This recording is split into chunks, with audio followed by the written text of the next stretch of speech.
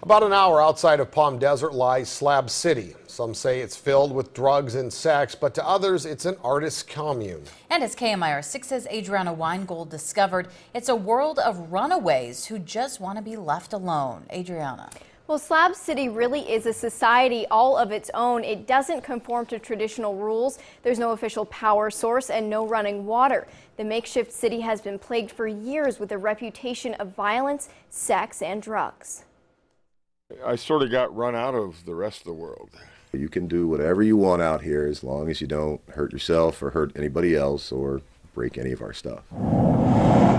To the Slabbers, it's the last free place, a place without rules, without rent, and without repercussions, where many people go to park their troubled lives on the concrete remains of a World War II training camp, now known as Slab City. It's very, very hot.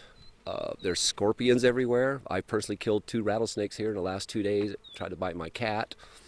The wind blows very, very strong. There's no water, there's no electricity. You have to supply your own.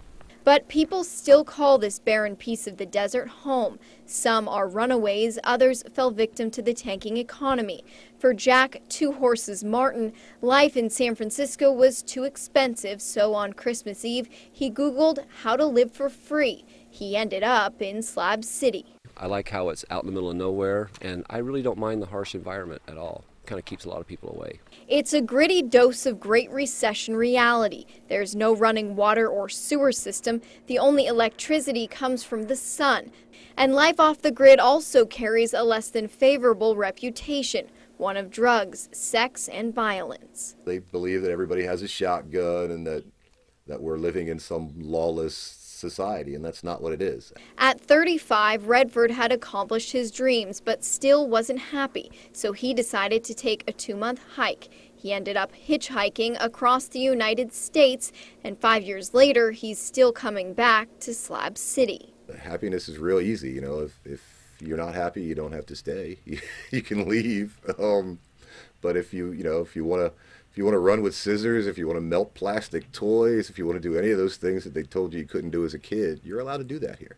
He lives at the Slabs part-time, looking after the artist commune known as East of Jesus. But others like Builder Bill have made these slabs their home base for more than a decade. What I'm doing now is the first time I ever did anything that made a difference in the world. Are you happy?